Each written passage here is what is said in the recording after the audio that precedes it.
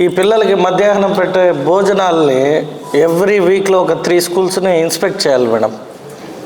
ఎందుకంటే పిల్లలు ఆరోగ్యమైన భోజనం తింటే మాత్రమే చదువుకోవడానికి వాళ్ళకి ఆ హ్యాపీనెస్ ఉంటుంది.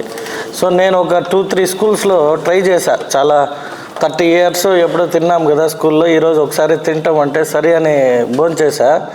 4 days నా బాడీకే అది కాలే, అంటే ఇంతలా బాడీ ఉండి కూడా దాన్ని తట్టుకోలేకపోయా. 4 days ఆన్ బెడ్ ఉండాలి.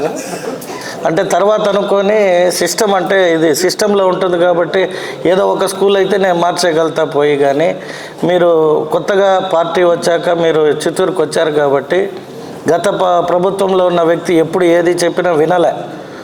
మా పుత్తలపట్టు ఎమ్మెల్యే గారు నేను చాలాసార్లు రిక్వెస్ట్ చేశాం కాబట్టి మా కలెక్టర్ గారు విని ఇమీడియట్గా పరిష్కరించారు.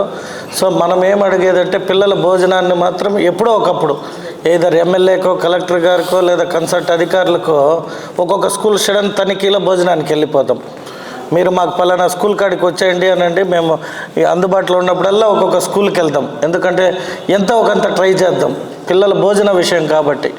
చదువు బాగా రావాలంటే మంచి భోజనం తింటే మాత్రమే వాడు హ్యాపీగా కూర్చొని వినగలుగుతాడు, చదువుకుంటాడు అనేది నా ఒక చిన్న భావన.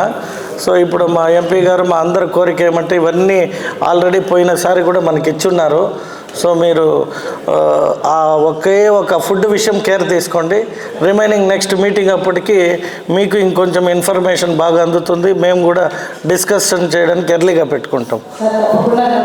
Okay madam, thank you.